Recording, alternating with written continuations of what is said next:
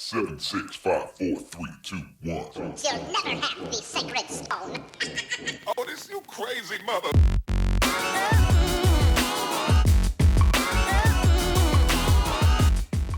Hey, welcome to the podcast. I'm Eric. And I'm Riley. And this is Beyond the Frame, a podcast where we talk about movies and we share thoughts and our feelings about them. If you like what you see, please consider leaving a like. I pause there because I usually don't do this, and this is a new thing. But if you like what you see, consider leaving a like. It's really the only way that YouTube and its algorithm notices us. So it would be a great help if you could leave that like. And if you want to see some more good discussion about movies, you should go check out our last episode where we talked about the Super Mario Brothers movie. I don't think we had any really super hot takes.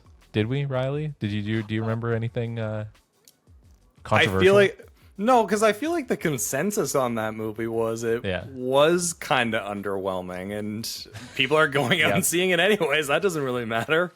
Yeah, true. Doesn't matter what we think about it. But anyways, that's a good video, so go check that out, and you can watch all of our episodes on YouTube and on any podcast platform. Now, what movie are we talking about this week, Riley? We are talking about the Finnish John Wick, the immortal Finnish commando. I forget what the character's name is, but we're talking about Sisu today. What was the character's name? I just know him as the immortal. That's all I remember him as. His character name is Atami? No, I butchered that pronunciation. I'm just probably going to refer to him as the immortal. His character name... That's a good movie, or a good name for him. It's pretty solid. Character name doesn't matter. This is the World War II Baba Yaga. That's all you need to know. He is a man with a reputation for killing Russians and Nazis, and by golly, that's what this movie does. It does, yeah. I mean, that you really are not kidding when you say it's Finnish John Wick. It's like if John Wick, but, Nazis. Oh, also, we're gonna bleep that word out because YouTube is doesn't like that word. Which fair enough. Oh, okay, good to know. Yeah, I mean we can still say it because I can, we can bleep it out afterwards.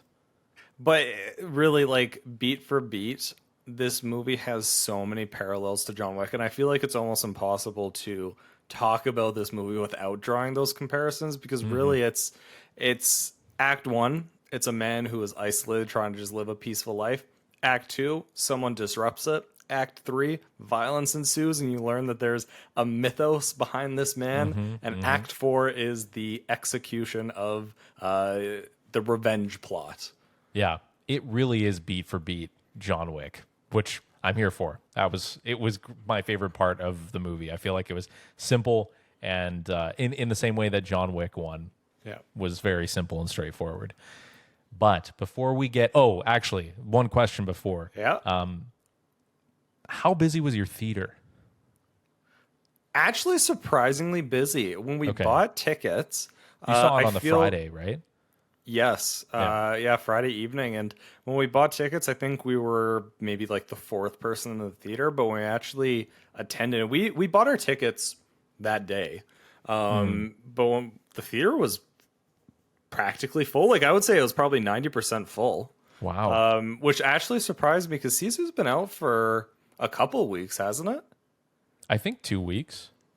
Yeah, to be honest, it surprised me how full it was, especially with Guardians competing. Well, that's kind of my point to all of this. Like, it was literally just me and my wife in our theater. Like, it was, and I wondered if maybe that was because of Guardians. Yeah, and it's probably a combination of that and it being out for 2 weeks. But I was genuinely curious because I want to know how this movie is doing financially and if it will be successful enough to maybe spawn some sequels. That's interesting. Do you think this is a sequel style movie? I didn't think John Wick would be a sequel style movie. I mean, that's a good point. Maybe John Wick, you can make the argument for it because they did a good job of building the underworld and all the characters, but I don't know. Maybe. I mean, not that I have to see a sequel of this. I'm not saying that by any means, but just be interesting. Maybe more by this director. As we kind of talk about this movie, maybe you'll understand where I'm coming from when I say this, but maybe my hot take about this movie is I really don't want a sequel. Yeah, I mean, that's fair. It's a good little contained story. It has its perks, but I don't know if it was my favorite. Yeah. I felt like I was almost underwhelmed coming out of it. Yeah, I think there were some good moments, but much like the Super Mario Brothers movie, like there's like a lot of plot points where there were a lot of ridiculous things that happened that took me out. There were a lot of like story beats where I was like, what? This doesn't make any sense. Just like it was, maybe that ties into it being ridiculous. But anyways, we'll get into that. Before we talk about the movie, though. I see. We're joined by a third co-host. Yeah, Arthur's dreaming. That's a loud dream. Yeah, it's pretty loud when he's really going. He's like woken us up before.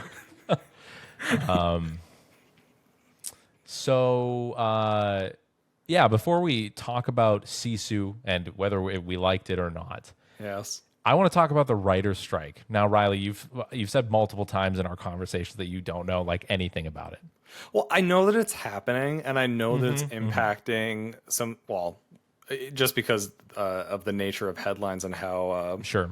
saturated the internet is with Marvel stuff and news Netflix and- stuff. I know it's impacting a lot of upcoming movies. Like, for instance, I know the Blade movie has been put on a freeze because of the writer's strike. I know that the writer's strike has impacted are we 4 or 5 of Stranger Things? But I know Stranger Things has been impacted. So some of those bigger ticket items, I know they're halted.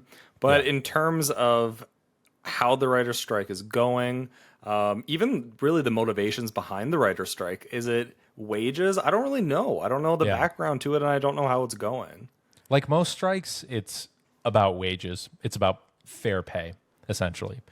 But it's not, and that is not surprising. To me, what's interesting is what leads up to the strike. So here's a little quiz for you. Okay.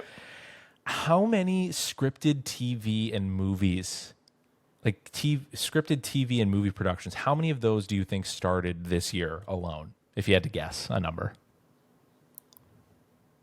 Oh, well, I would have to think thousands upon thousands. It's not that many. It's 500 this year. Only Give or take. 500 new shows and movies? Okay, yeah. So it's interesting. 500 doesn't seem like a lot because we're like living in a glut of TV and movies and all this kind of stuff. 10 years ago, kind of right before things like you took off with streaming platforms. Okay. What would you guess? How many would you guess started in 2013? Well, see, I would almost guess the same thing. Like, now there's a lot more streaming shows and movies being produced, but at the same time, but just I feel anything like scripted, anything that needs writing, not reality TV. I feel like if you go back to 2013 or even earlier, I feel like for TV shows alone, there was so many new shows, at least being piloted a year. Yep. Well, so the number is 250. So it's essentially doubled. Okay. Now that those, like, on the face of it, it might not seem like that much, but their argument is that we are seeing so many new productions, so many new TV shows. You guessed thousands. It feels like thousands. They have not had any wage, or they've had very little wage increases. Their wages have stagnated like most other industries. But that's one part of it. It gets a little bit more complicated when you start to think about like the mechanics of the industry and how streaming has changed that. So, Seinfeld.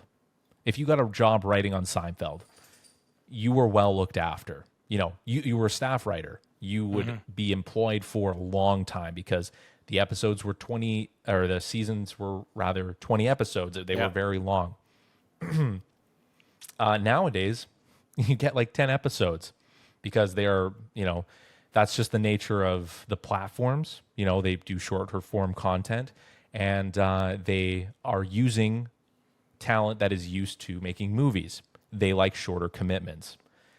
All of this is from a couple of articles that have been written by the New York Times and a couple of podcasts that I've listened to about it. But basically, back then, you could make a living as a middle-class writer, as a staff writer somewhere. Yeah. Or make a living as you would essentially be middle class. You weren't like Shonda Rhimes. but you were still making a living. Their argument is that that doesn't happen anymore because you would write essentially for 10 weeks on a 10 episode show, and then that's it. You have to go find some other job. Okay? That's kind of crazy. That seems to only have come about in the streaming era. And this podcast talked about the first big streaming TV show. What would you think that is? If you had to think about it. Streaming TV show. Yeah, like first TV show that released all its episodes on one platform all at once. Well, okay, that would have to be a Netflix show. That's a good guess. That's a good start to the guess. I'm trying to think what it would be, though. I feel like it's on the tip of my tongue. Help me out here. Kevin Spacey is in it. House of Cards? Yeah. Was that actually the first? It was before Orange is the New Black, which was the second big one. Also, House of Cards. Shout out to House of Cards. What a phenomenal show. And I'm 10 saying out of 10 that show. It's very saying good. that setting aside Kevin Spacey. I know say, there's you take issues him away. there. Yeah, he's a bit of a wild card. But yeah, no, it's House of Cards. That was you're the right, first though. one. Because I actually kind of remember that. Yep, it was. It seems like so long ago, but it really wasn't. Yeah. And since then, it's been a complete overhaul of the industry, and people kind of said that would happen, though, right? Like I feel like I was hearing those conversations. Maybe I wasn't as plugged into the scene in grade 12 or whenever that was, but. So kind of what I'm hearing in regards to how a career as a writer is changing is it's really less of a long-term career on a show and more so it's a commodity business where you're picking up multiple shows and writing on it. Yeah, and it's like a that's really gig interesting. economy. Well, yeah, no, exactly. Okay. Yeah, and then so there's that. So there's that side. The industry mechanically is changing for writers.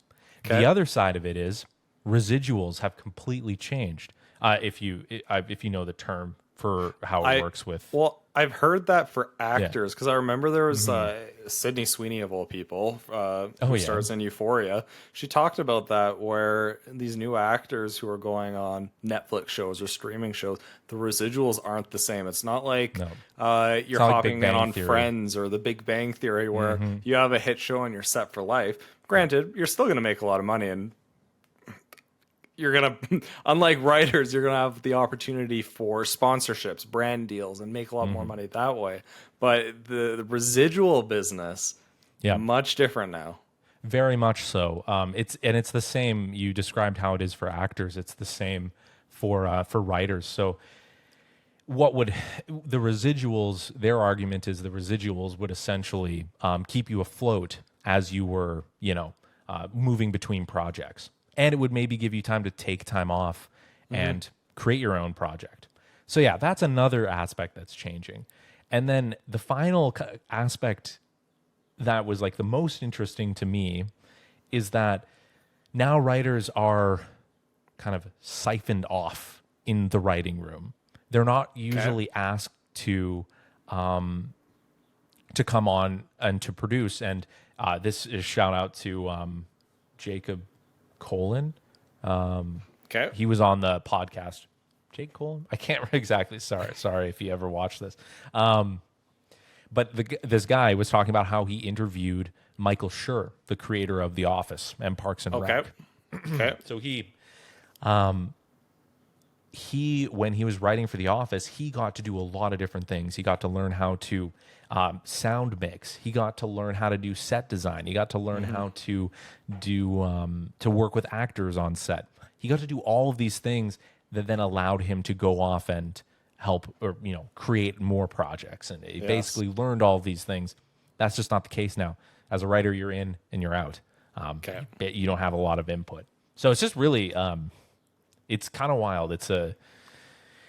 I just thought it was really important to highlight some of this stuff because everybody watches TV shows. Everybody watches movies. We talk about movies. Yeah. It's, writers are important and, people are talking about, maybe AI, generative AI could replace them, but it's just not, it's not going to happen, at least in our lifetimes, I don't think. You can't take out the soul in writing. Well, But what's the solution here? Is the solution regulating greater residuals for streaming shows to Maybe help out with that renegotiating it. aspect? Maybe. But then Okay. so like so maybe they make it so like you know how like YouTube pays people by like watch time and you know click through rate and stuff like that. Maybe they Yes. look at doing something like that. So if you're attached to a Netflix project, you get paid out a little bit every time somebody like clicks on your show and watches it. I don't know though. It's kind of weird. They hold all the power in a lot of Oh, ways. definitely. Yeah. Uh, So Because really, the only people who are still hanging on traditional cable and satellite TV are older generations. And I mean, even my parents, who are middle aged, they've said bye bye satellite TV and they're fully on streaming platforms. And that's how they consume all of their content. Like, yeah. it's how we consume media now. It is. It's just a fact of life. So looking forward, you know, in one of the podcasts that I listened to, the question was like, okay, well, is the golden age of good TV and movies, is it gone? And their consensus is no, it will always exist. Like there will always be good shows, there will always be good movies. One interesting thing that this guest on the podcast noted was when there was a writer's strike in the 90s, that is when there was an explosion of reality TV because they didn't need writers for it. Okay. Specifically, he pointed to the Celebrity Apprentice that got created during that strike. And so that was, you know, everybody knows Donald Trump's involvement Yep. in that. So it's just interesting, you know, it adapted. So I don't know what we'll see with this, but that was an See, example of what happened.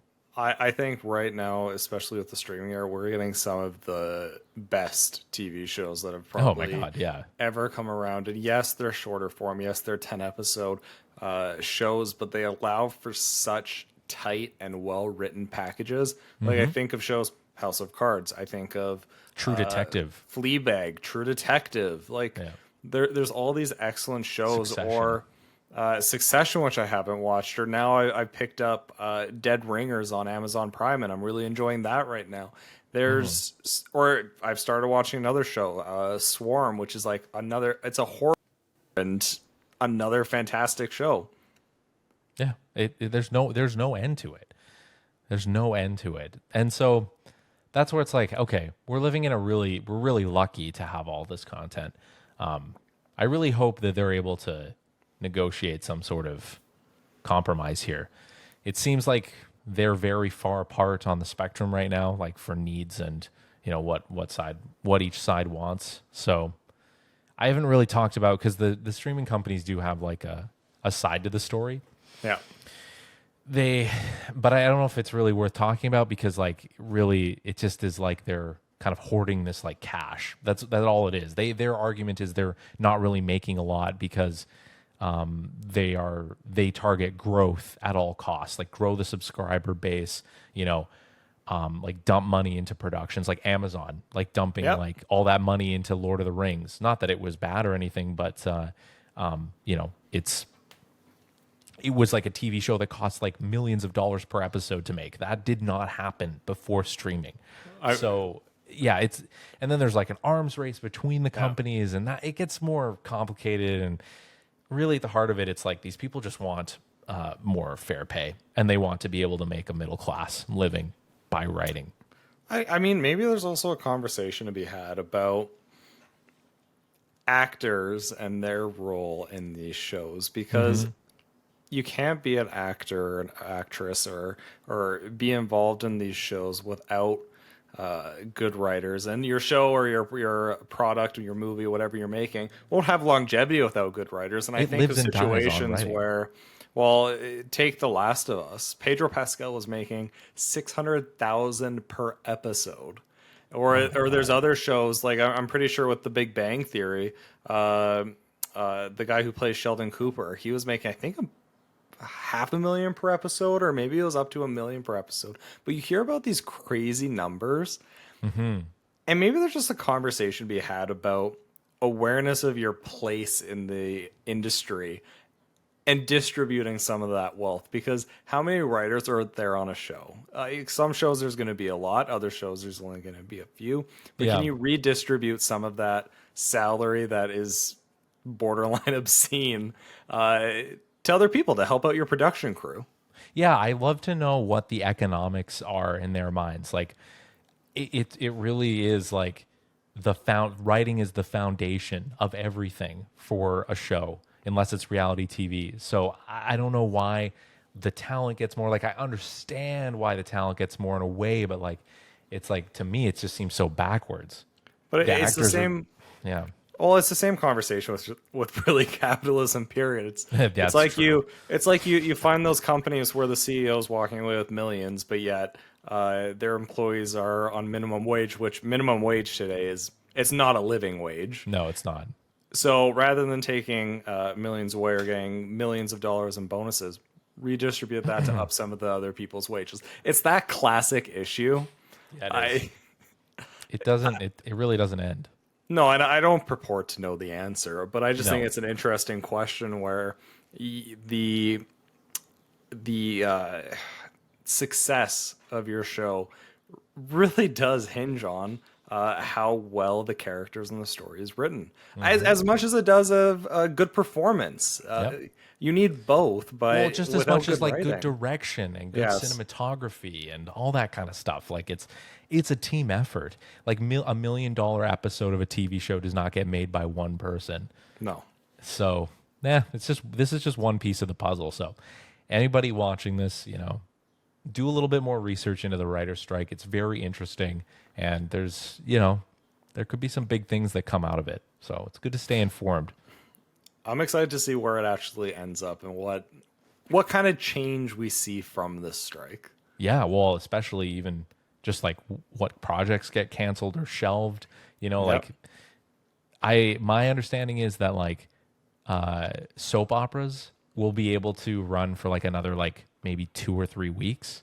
Okay. Everything else, and because they they have so much material. But everything else is, the daily shows and late night shows, they're all off air right now. They went dark. Like, Seth Meyers' already? Late Show. Oh yeah, they went dark last week. Oh, I didn't yeah. know that.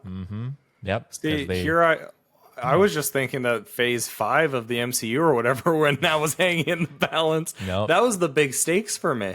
Yeah. Yeah, you don't even know kidding. that half of it. No, I'm just kidding on that. I don't care about that. But yeah, it's interesting. It's interesting to see these knock-on effects. But with all that Well, being said, Yeah. what are your final thoughts on that?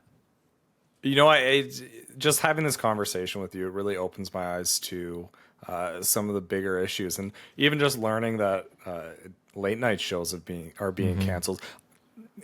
I like SNL. That must probably be canceled, because I know yeah, the it's off writers' air. room in that is insane. Well, it's like because 20 people.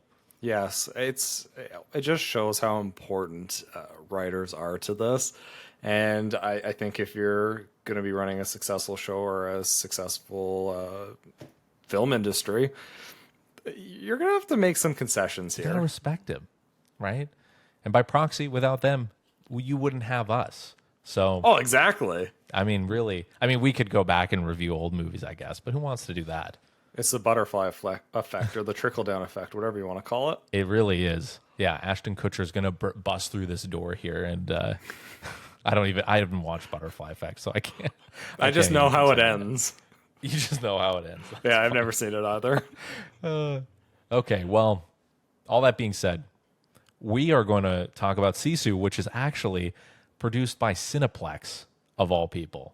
I don't know if you saw that. Did you see that? No, Yeah. I didn't. It's a Cineplex film.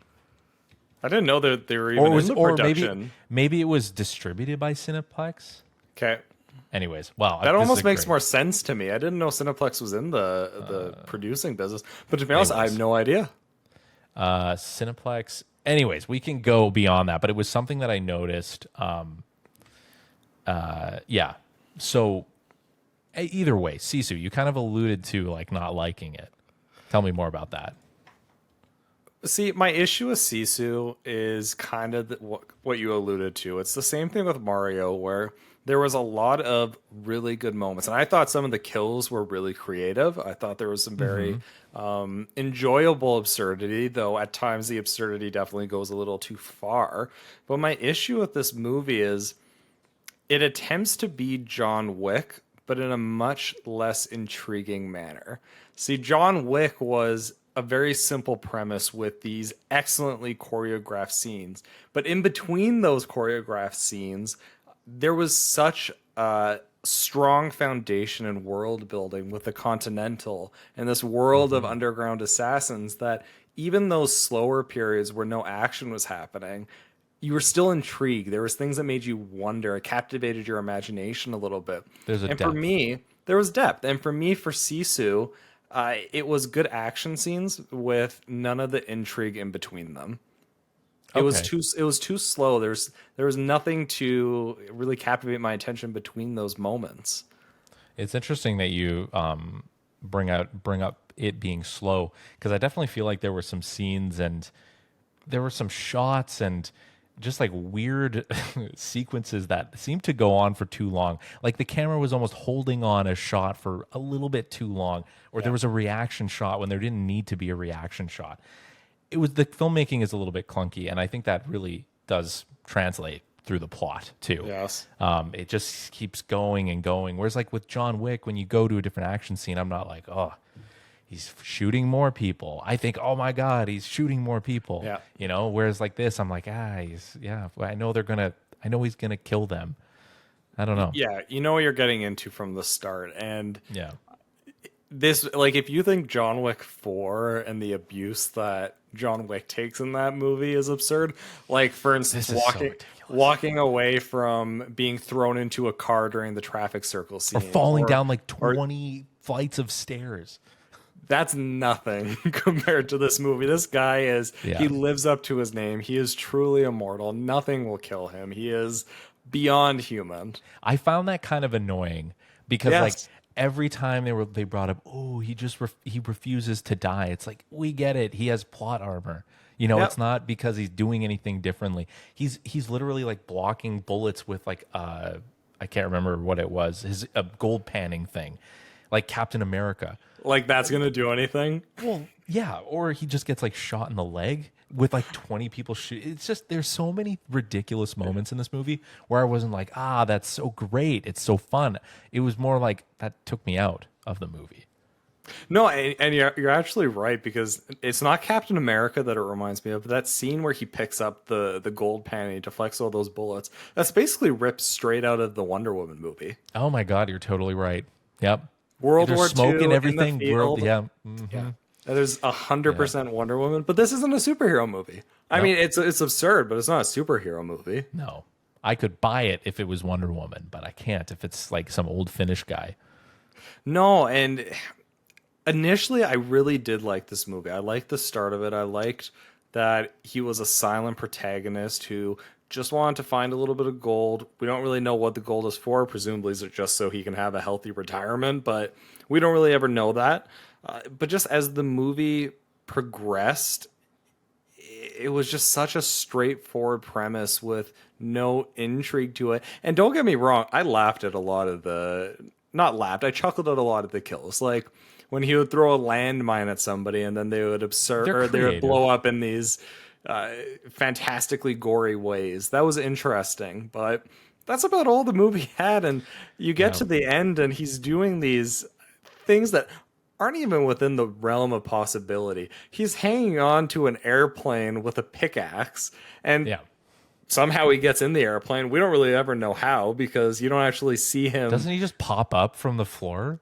Like, isn't that like, you don't see him enter the plane, right? No, you really don't, you don't see a hole. Like, there's a lot of plot conveniences and, like you say, plot armor to this movie, and really, it's a 90-minute movie. It's really short. Yep. Not a lot of investment needed.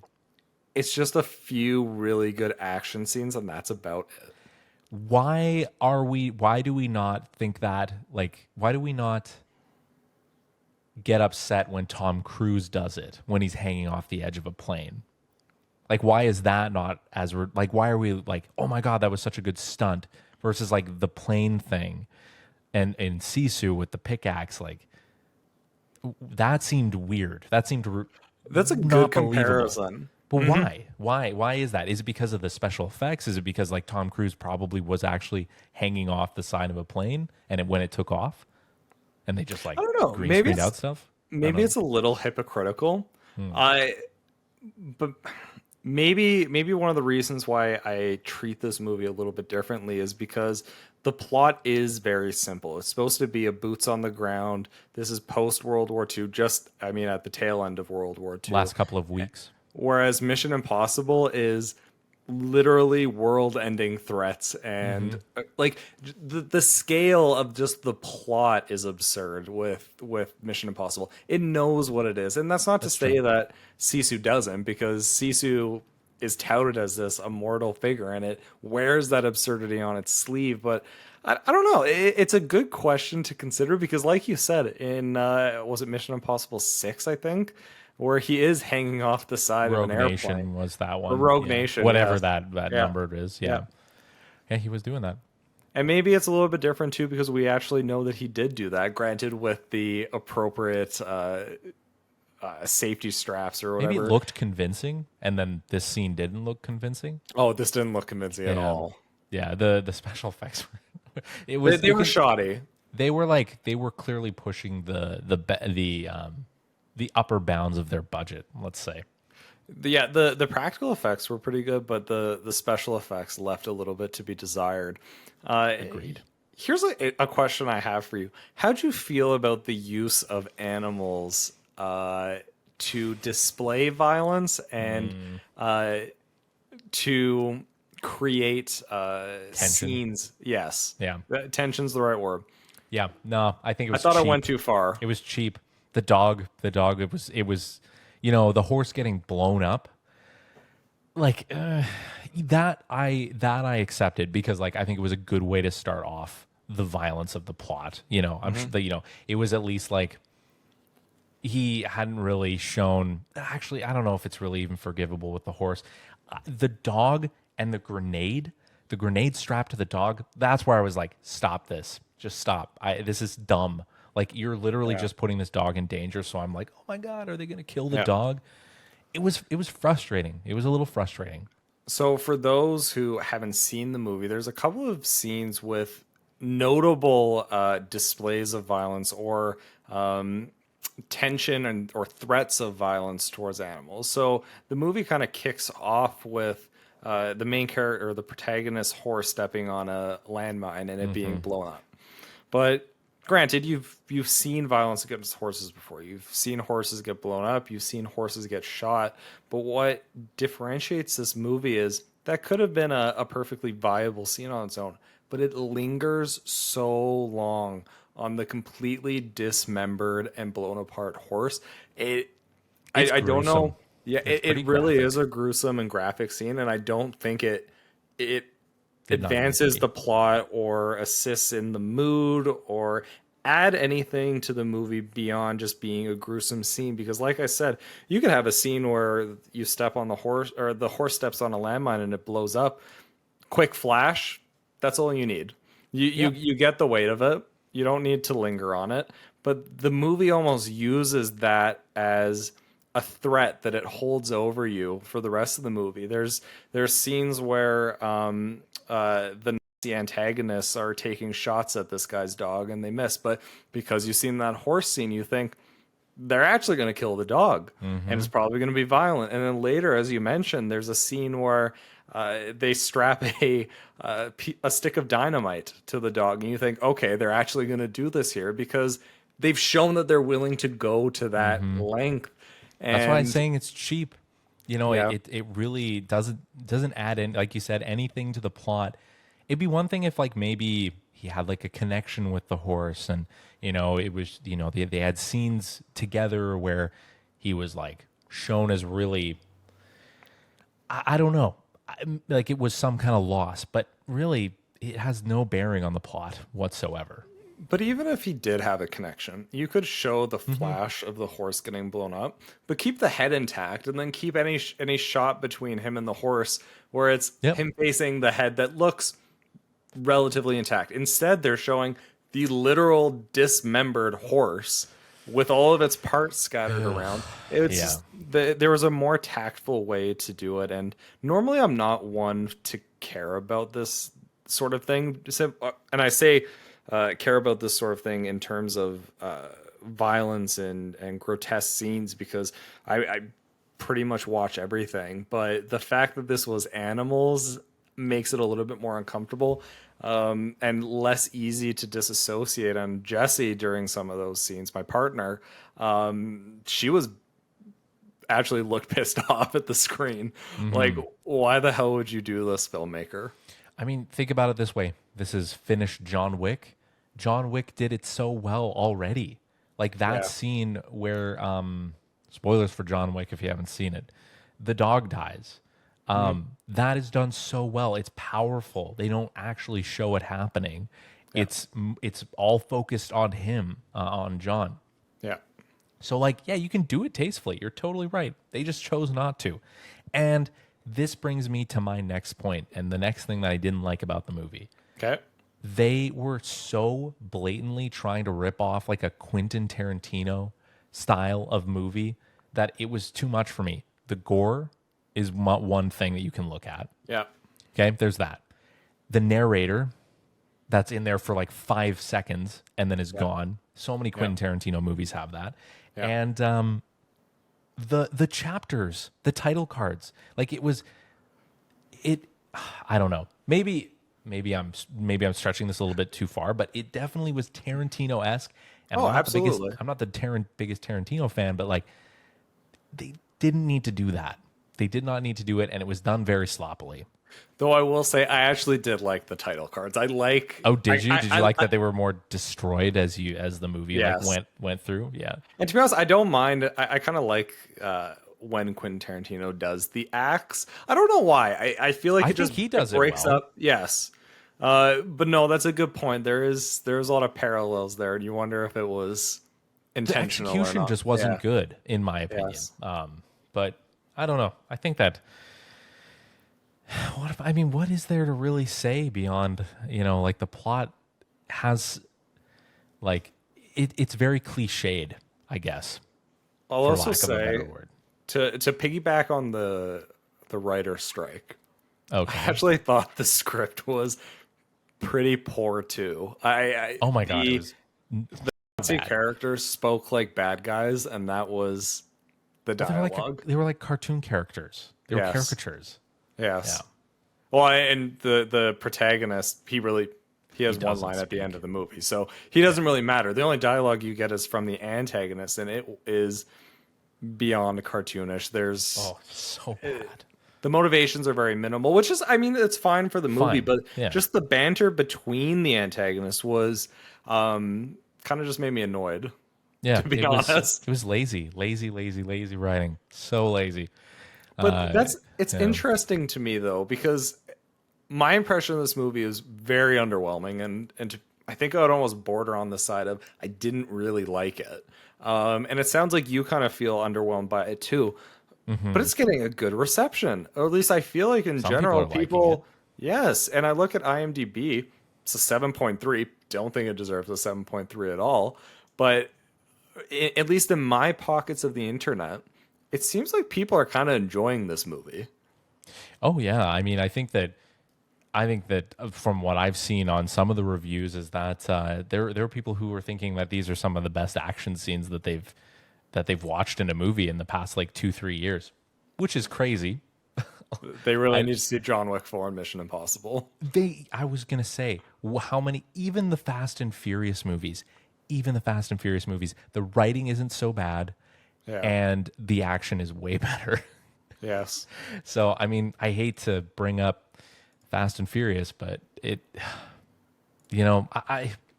did you think that like, did you think there's anything redeeming about this movie in your mind? Like, certainly, you're going to watch it. And I feel like a lot of my complaints about that movie or from Sisu really comes from digesting it. Because I Okay, think yeah. when you're in the movie, you're going to feel the down periods. You're going to be feeling like some scenes drag on a little bit too long. There's maybe a a few two gaps between the action. You're gonna notice the cheesy dialogue, but I don't think it bothers you too much in the moment because the action scenes, while the CG aspect of it is pretty poor, there are fun kills. There's good use of practical gore against the human antagonists, and at least towards like the middle area of the film. Like we talked about the scene where he takes the gold pan and he uses it as a shield. That's entertaining enough. It's absurd. Does it go too far? Maybe. It only gets worse as the movie progresses, and you kind of get a little bit more annoyed as it goes. But it's entertaining enough in the moment, and it's kind of what we said with Mario, where What's with these movies? well, it's in the moment, it's fine. Like you might not think this is the best moment ever, but you're not necessarily bored or angry at it in the moment. But when you sit back and you think about it a little bit, it's forgettable, or you start finding the holes in it. Yeah, I mean, like it lost me when he was in the water, slitting people's throats, and then like using the air to stay underwater. My wife liked that scene. She thought it was interesting and clever. I To be honest, I thought that was one of my favorite scenes in the movie. That was one of your favorites? Like, yeah, it's absurd, but I was it's like, pretty you know absurd. what? Yeah. That's something I've never seen before, and it reminds me of something that I might even see in like a Rambo movie, because Rambo 4 that was one which took place in Vietnam, and that was an absurd movie. It was kind of Rambo-esque. I thought that was good. What really lost me in the movie and made me question everything that happened before it was really the airplane scene. I didn't like most of the airplane scene except for when he clips the bad guy to the bomb and he drops the bomb out of the plane, and there's the shot of him. I don't think he flips him off, but he swears at him. That part I was like, okay, this is this is actually not so bad. Well, that part. There's a bit of there's a couple really good moments of what I would call maybe gore humor. Like there's a scene right before we reach the airplane scene where everyone's heading to the airport. He's kind of stealthily taking out everyone in this caravan, and he's throwing bodies off of a truck, and then the body will get run over by the vehicle behind them. And then there's like these two guys on a motorcycle, and they're like, isn't that yeah? And then it happens again. They're like, they're questioning it. And I thought that was a pretty good use of humor, and there's a couple of those moments sprinkled throughout, and those moments did impress me. I thought they were a good use of situational humor. It's just when it goes a little too far with the absurdity, it taints the rest of the film for me. Yeah, it was kind of always on like teetering on the edge of like being too absurd. Yeah. And it mostly trended to being a bit too absurd. Yes. But, at the end of all of it, after I've reflected on it, it was 90 minutes. It's not like it was 3 hours long. The writing would not have held up to that. But I think for what it was trying to do, I think it was fairly successful. Would you agree? Yeah, for what it was trying to do, yes. Yeah. But You think it could be better? Oh, absolutely. It could do better, I guess. I think it could do better. I think it could be better. And I actually think maybe one of the ways that it could do better is just reduce the scope a little bit. Make it more grounded. I feel like that could have benefited things. Could you imagine if it was like the whole movie was like a standoff with him on his homestead protecting his gold against like these Nazis? That could be interesting. Probably a better movie. Kind of like a Skyfall situation where... Yeah, I don't know. I just feel like you could do something with it, but because there's a lot of plot threads that come in, right? Like there's the group of girls that are captured, and then they get their revenge, and I don't know. It's just there's a lot of poor execution. I would say between Sisu and Mario, I would probably prefer to see Mario again. If I had to watch one of these again, I'm going to see Mario. I agree. Yeah. Which I in terms of ratings, I would still probably give this a 2.5 with Mario, but if it's any indication of which is probably the better movie, I think I would lean towards Mario. There's more to keep me entertained. So you're giving it a 2.5. It's a 2.5 for me. Damn. Okay. Yeah, I'm giving it a 2. Another two. Another Okay. two. Same with Mario, though. Okay. I think I also rated Mario too. Yeah, it's just thoroughly whelmed. You know, like I no, I guess saying whelmed would be that I expected it to be like Yes. kind of mid, but I don't know if underwhelmed really describes it either, because like I thought this would at least have been a little bit more creative in the writing department. The kills are creative. That's fine. That's easy. Yeah, it's the easy part. Well, I'm not a screenwriter, but you know, to me, it seems like you can come up with 100 ways to kill somebody with a pickaxe. You know, there's only like a few good ways to write a character that has 3 lines of dialogue in the entire movie. If I have to say, the greatest disappointment for this movie, for me personally, was the ending of the movie where he walks into the bank. Because we didn't mention this before. We mentioned that he was mining for gold at the start, but throughout the movie, he's carrying this heavy bag full of gold. He's basically trying to get it back to a bank. So he goes to the bank, and instead of coolly walking up to the counter and saying, "I would like to make a deposit," and then cutting to black, he makes a joke about, "Can I convert this into cash?" That too, yeah, that it'd be easier to carry. Yes. That is such a missed opportunity, because I thought the same thing. I thought he was going to slam the gold on the table and be like, "Deposit, please," and then that would be it. But no, It would have been such a hard closing scene. it would have been great. But no, they didn't even want to commit to the bit. No.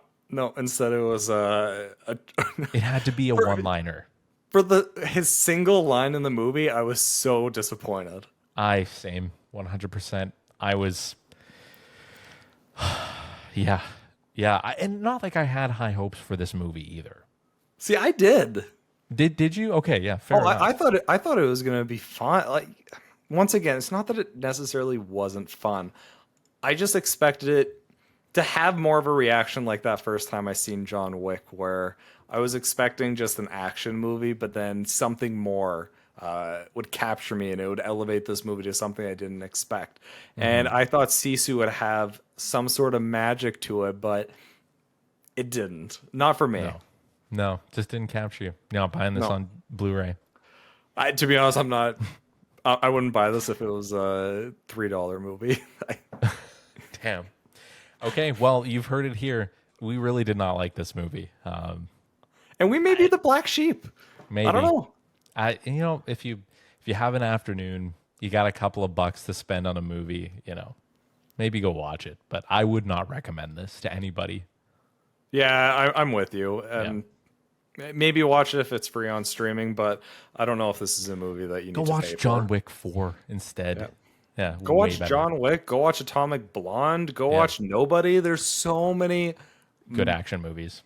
Yes, in the style of John Wick, and Sisu is not a contender for that podium. It's not. It really tried. Like, I will say it tried, but it failed so hard. All right, well, we're watching Air next week. I'm just going to get right to it. Are you excited? I'm very excited. I like Ben Affleck as a director, and I think it'll be good. Matt Damon is charisma on screen. I'm a sucker for Matt Damon. He's great. He's really good. I mean, he's coming off of one of probably the best films, or at least sports films, in the last couple of years, Ford and Ferrari. Yeah. I'm excited to see what that is like. I'm excited to see what Air's like. I know it's going to be a feel-good movie. I'm expecting. Maybe my expectations are too high. I like that Matt Damon and Ben Affleck are collaborating again. I know they did that on The Last Duel, but I've never seen that. That's still on my list. Mm-hmm. But I'm excited to see the pairing. Yeah, I think it'll be good. So yeah, that's it, everybody. This is Beyond the Frame. You can watch us on YouTube. You can listen to us on all major podcast platforms. Woo! If you liked what you watched and listened to, leave a like, leave a review, leave a comment. Tell us if you liked Sisu. We love to hear from people. I did have something that I was going to talk about from a commenter, but we'll leave that to next time because I need to do a bit more research. But okay. Yeah, we'll see you guys all in the next one.